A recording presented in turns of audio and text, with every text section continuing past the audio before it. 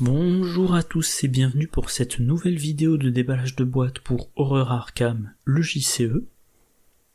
On continue les vidéos sur la classe survivant de la boîte investigateur du cycle Les Clés Écarlates, et aujourd'hui les trois cartes, voilà, que je m'y perde pas: discernement, batte de baseball de niveau 2 et Katia Eastbank. Que je vérifie, parce que dernièrement à plusieurs reprises je me suis planté sur l'ordre des cartes. Non, ça a l'air bien ça. Donc on commence. Discernement, une compétence de niveau 1, qui n'a pas d'icône, trait inné, un max attribué par test de compétence. Vous avez le droit d'attribuer discernement à n'importe quel type de test. Tant que discernement est attribué à un test de compétence, diminuez de 2 la difficulté de ce test. Bon, quelques remarques comme d'habitude. Alors première chose, la carte a le trait inné. Ça se récupère avec véritable survivant. Je sais pas si j'ai déjà présenté ça, mais il est tout à fait possible de faire un deck survivant basé sur la récursion des compétences innées. Plein de compétences innées, 2 copies de véritables survivants, le totem macabre de niveau 3 qui permet de récupérer en main dégourdi si on a raté le test qui devait récupérer une copie de véritable survivant. Bon, par contre, comme véritable survivant coûte 3 ressources, potentiellement inclure, comment ça s'appelle déjà, livre à vous-même, la version permanente. En tout cas, cette carte-là ne booste pas votre test, mais diminue de 2 la difficulté. Ça augmente vos chances de réussir le test, et bon, c'est toujours mieux de diminuer de 2 la difficulté d'un test que de vous donner plus 2 à ce test. Et puis surtout, dans cette boîte, on a des cartes qui jouent sur le fait de réussir à atteindre une difficulté de 0. Exploiter une faiblesse, donc un événement qui coûte 2. Rapide, à jouer avant de révéler un pion KO lors d'une attaque ou tentative d'évasion que vous effectuez, et uniquement si la difficulté de ce test est actuellement de 0. Ce test réussit automatiquement. Au lieu d'appliquer les effets normaux de ce test, défaussez l'ennemi attaqué ou auquel vous échappez. S'il est élite, échappez-lui automatiquement et infligez-lui 3 dégâts à la place. Donc, discernement, ça diminue de 2 la difficulté du test. Si vous atteignez une difficulté de 0, hop, vous jouez exploiter une faiblesse, ou alors, lors d'une enquête, ça sera faire la lumière. Même condition pour l'utiliser, et le test réussit automatiquement. Vous découvrez un indice supplémentaire dans ce lieu et un indice supplémentaire dans n'importe quel lieu. Donc vous avez 2 indices additionnels, et vous réussissez automatiquement l'enquête que vous étiez en train de faire. Notamment avec le vieux porte-clés. Action, enquêter, votre lieu perd 2 de valeur occulte pour cette enquête. En cas de réussite, retirez une clé du vieux porte-clés, et si la difficulté du test est de 0, vous découvrez un indice supplémentaire. Vous êtes dans un lieu à valeur occulte de 4, vous enquêtez avec vieux porte-clés, vous attribuez discernement, vous avez 3 indices dans votre lieu et un indice dans n'importe quel lieu révélé. Donc 4 indices en une action, extrêmement efficace. Alors, donc diminuer la difficulté, ça va permettre d'arriver... Alors ça rend les tests plus simples, ça peut permettre d'atteindre une difficulté de 0, et encore une fois, si la difficulté est plus basse, il est plus facile de réussir largement. Donc ça peut être intéressant si vous avez dans votre deck, à noter, discernement, on peut l'attribuer à un test fait par quelqu'un d'autre. Donc dans votre deck ou dans le deck d'un autre investigateur, des cartes qui ont un effet en fonction du degré de réussite. Voilà, et élan, oui, bon. Élan, ça diminue la difficulté du prochain test, d'autant que votre réussite à celui-ci. Ouais, j'aurais peut-être dû le mettre avant. Enfin bref, discernement, ça peut être une compétence très intéressante. Du coup, deuxième carte. Dans la boîte de base, on avait la batte de baseball. Un soutien qui coûte 2, qui occupe les 2 emplacements de main, avec les traits objet, arme et corps à corps. Action, combattre. Vous gagnez plus 2 en force pour cette attaque. Cette attaque inflige plus 1 dégât. Si un symbole crâne ou échec automatique est révélé lors de cette attaque, défaussez la batte de baseball après la résolution de l'attaque. Une arme à 2 mains. Bon bonus de force. 2e dégât automatique, mais risque de la perdre. Ah oui, c'est vrai que je sais pas si je l'avais mentionné, mais quand dans la version révisée de la boîte de base, il y a une nouvelle illustration et que la carte a une amélioration, une version XP, la version XP prend la nouvelle illustration et globalement je n'aime aucune. Ouais, je crois que je n'aime aucune des nouvelles illustrations. Bref, maintenant on a la batte de baseball de niveau 2. Même coup, toujours les 2 mains occupées, une icône de force de plus. Voilà, par contre maintenant, quand on pioche le pion, on a un choix. Soit on renvoie dans sa main la batte de baseball après l'attaque, donc on résout quand même l'attaque puis on récupère la carte en main. Soit l'attaque inflige un dégât supplémentaire et ensuite on défausse la batte de baseball. Bon.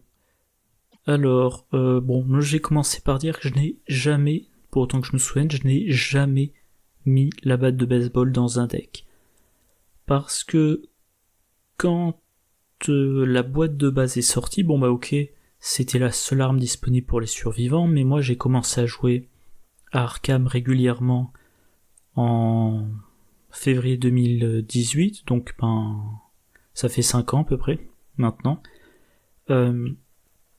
Et si j'avais joué des survivants combattants ou des survivants en solo, j'aurais eu accès au minimum à la hache d'incendie.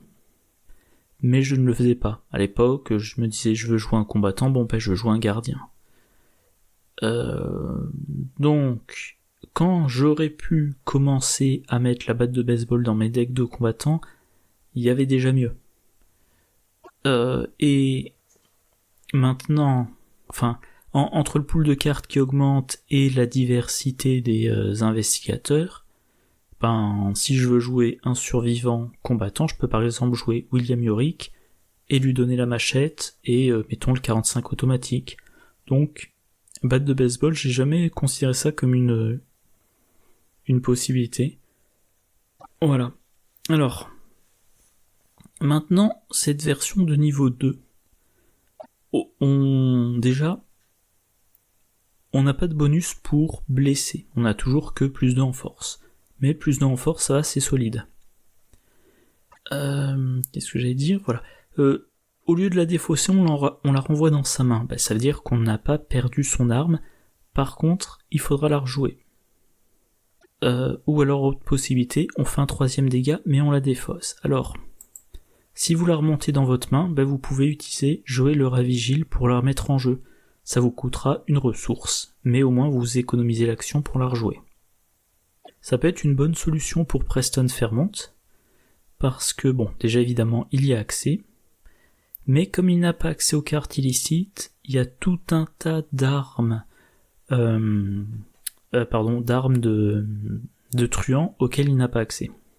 Alors on pouvait quand même le faire combattre avant, par exemple avec la hache d'incendie. Je suis en train de réfléchir, oui, la hache d'incendie, on dépense une ressource de l'héritage de Preston Fairmont, on se donne un plus 2. Et si on n'a aucune ressource dans sa réserve de ressources, on fait le 2e dégât. Du coup, mettons qu'on on fait 3 attaques, à chaque fois on dépense une ressource, on a un plus 2 en force, comme pour la batte de baseball.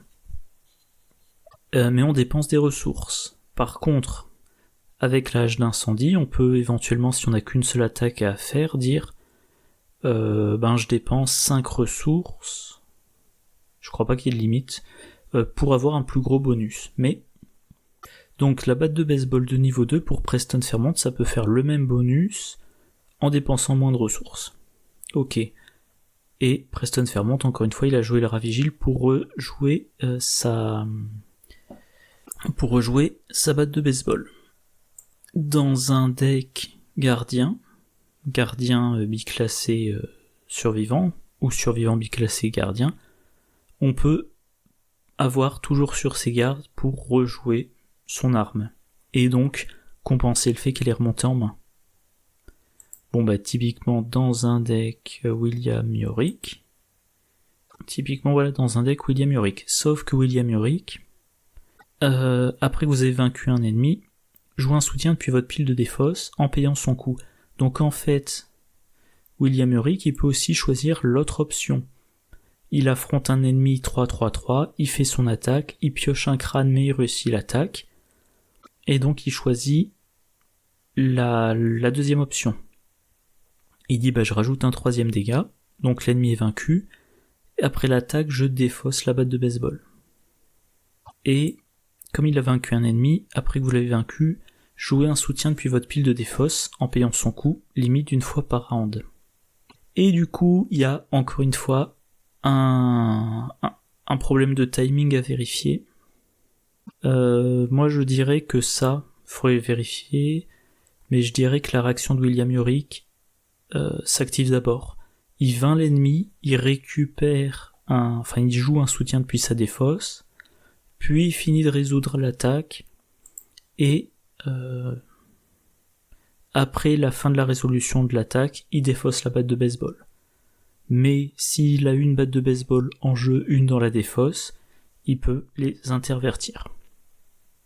Autre avantage, William Yorick, il peut avoir en jeu bien préparé, qui va lui donner un boost de plus 2 pour son attaque grâce aux 2 icônes de la batte de baseball de niveau 2.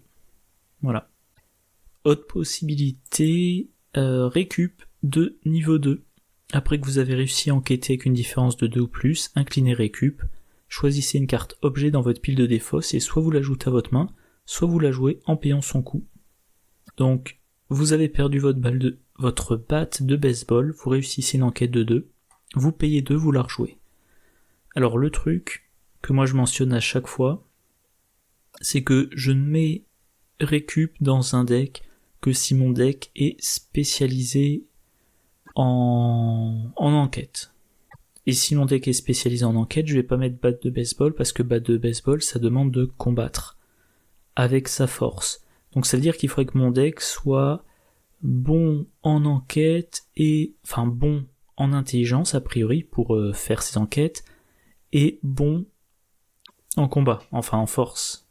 Ça c'est peu probable, à moins que ça soit mon deck de polyvalent dans un trio et que je puisse jouer un investigateur qui est bon dans la compétence qu'il utilise pour enquêter et en force. Voilà, donc batte de baseball, c'est intéressant, mais encore une fois, je ne jouerai probablement pas cette carte. Allez, on passe à la dernière carte. Katia Eastbank.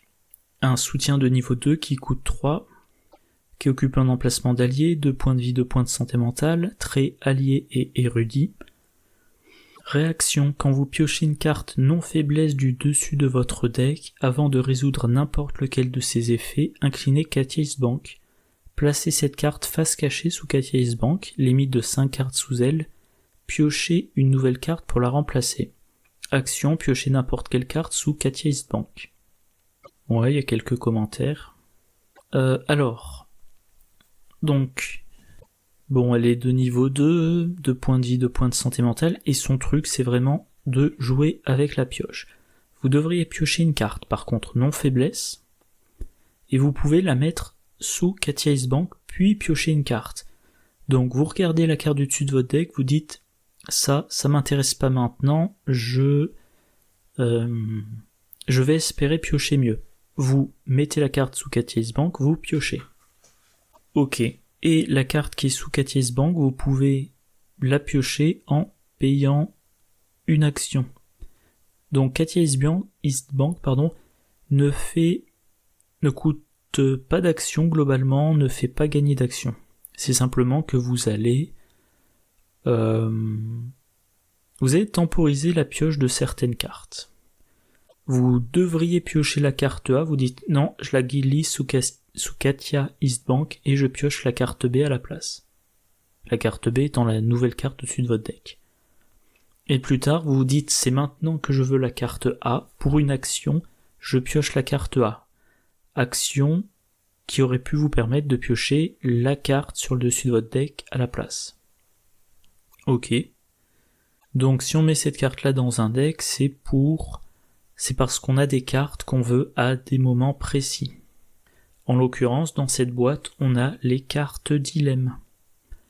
Il y en a 6 différentes. Donc mine de rien, on peut se faire un deck avec 12 cartes dilemme. Un gros tiers du deck.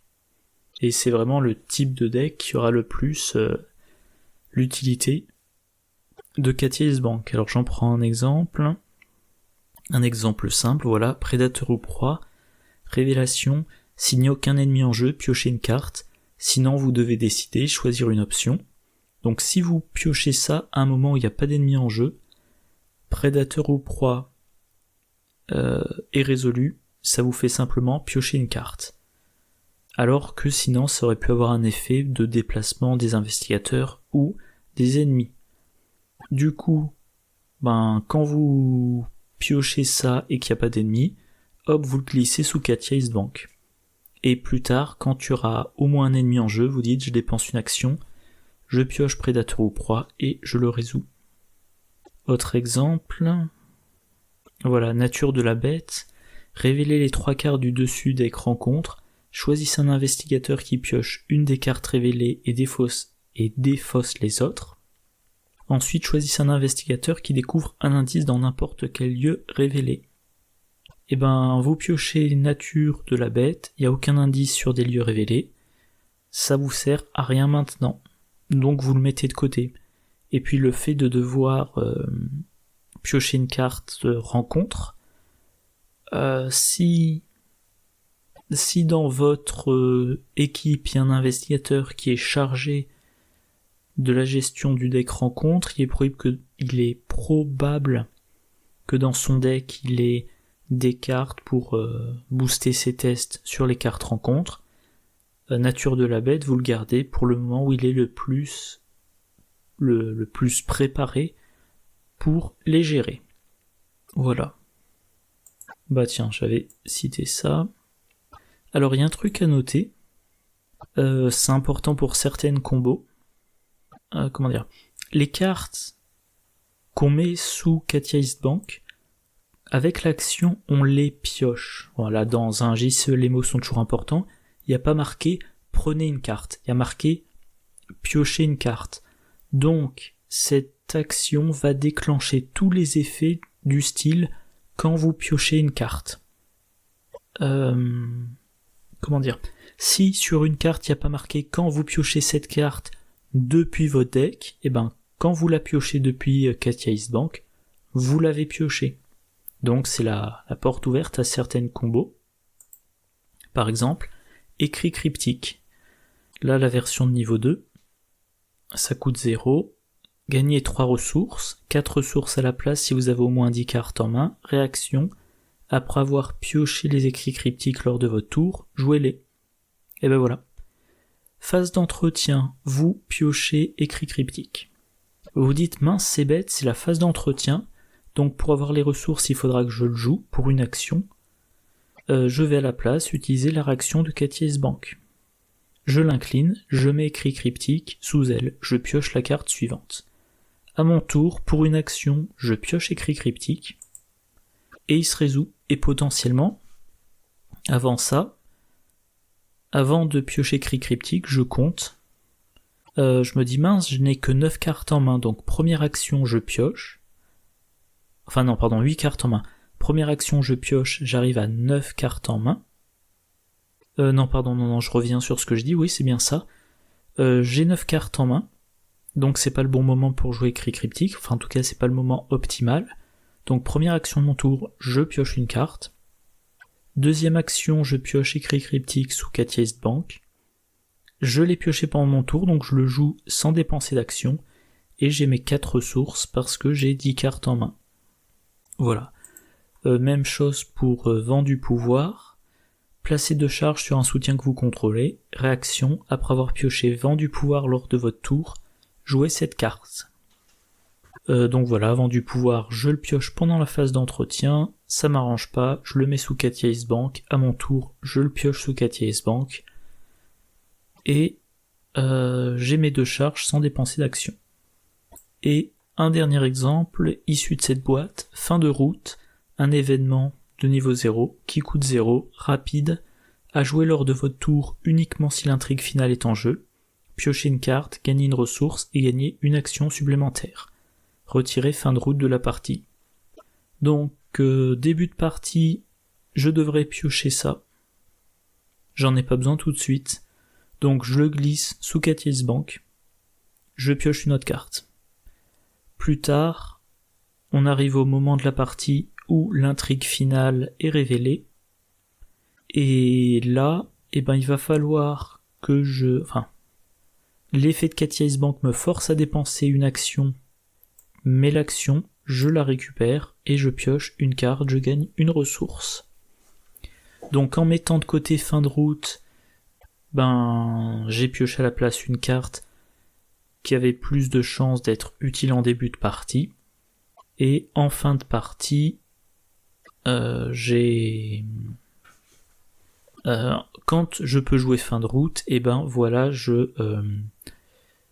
pardon, je bug un peu, je pense à un truc. Voilà, en fin de partie, maintenant je peux jouer fin de route, je le reprends en main. Voilà, je bug parce que j'ai pensé à un truc.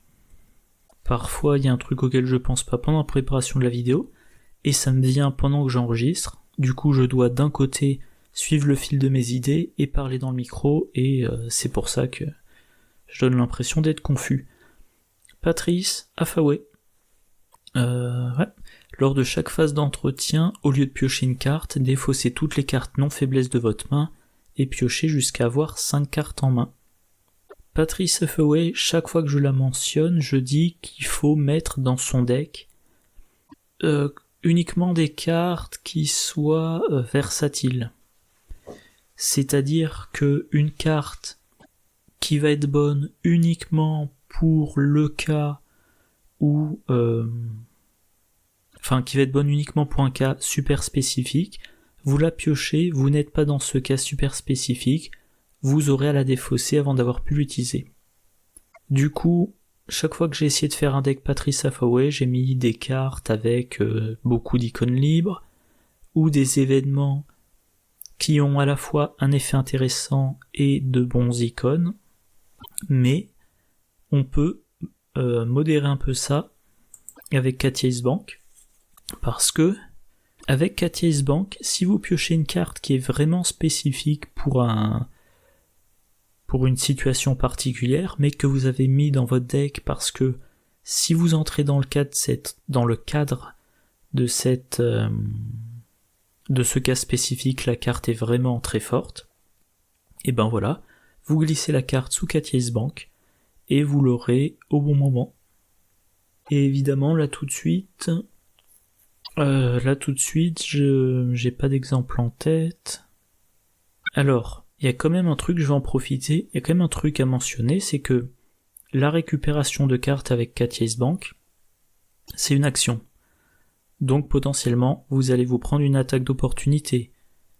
Ensuite, il y a ça, ensuite il y a l'effet de tempo. Il faut dépenser l'action pour avoir la carte, pour pouvoir l'utiliser. Donc vous n'allez pas mettre des réactions. Par exemple, persévérance, une carte rapide à jouer quand vous devriez être vaincu. Vous pouvez pas vous dire mince, je devrais être vaincu, donc je récupère persévérance sous Katia et maintenant je la joue. Non, vous n'avez pas le temps.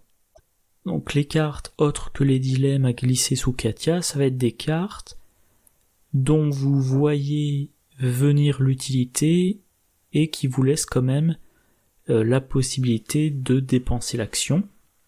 Par exemple fin de route. Fin de route, vous savez que vous n'en avez pas besoin, vu que vous ne pouvez pas le jouer. Quand l'intrigue finale entre en jeu, maintenant vous pouvez le jouer. Et vous n'avez pas besoin de le jouer à un moment très spécifique. Si vous êtes engagé avec 2 ennemis et que vous allez devoir dépenser vos 3 actions pour les vaincre, vous n'avez pas le tempo pour jouer fin de route. Le round suivant, vous commencez votre tour sans ennemi, vous dites première action, je pioche fin de route. Voilà, je pioche fin de route, immédiatement je le joue, je récupère ma première action, j'ai une pioche de cartes et une ressource, voilà. Donc Katia Isbank a joué soit dans un deck dilemme, parce que ça sera elle qui vous permettra de tirer le meilleur parti des decks dilemme, soit dans un deck où vraiment il y a des cartes qu'on va obtenir dans un certain ordre. Et comme je l'ai déjà mentionné plusieurs fois, j'ai une petite combo en tête avec elle, mais que je garde pour une vidéo de combo. Bon voilà, c'est fini pour aujourd'hui. Du coup, prochaine vidéo, je sais plus quand c'est, peut-être mercredi, j'ai perdu le fil. Prochaine vidéo, réaliser son rêve et recyclage. Et ensuite, la dernière vidéo pour les survivants, vieux porte-clés de niveau 3 et fortune capricieuse. Alors comme d'habitude, j'espère que vous avez apprécié cette vidéo. Moi je vous souhaite une bonne journée, une bonne soirée, de bonnes parties, et je vous dis à la prochaine. Au revoir.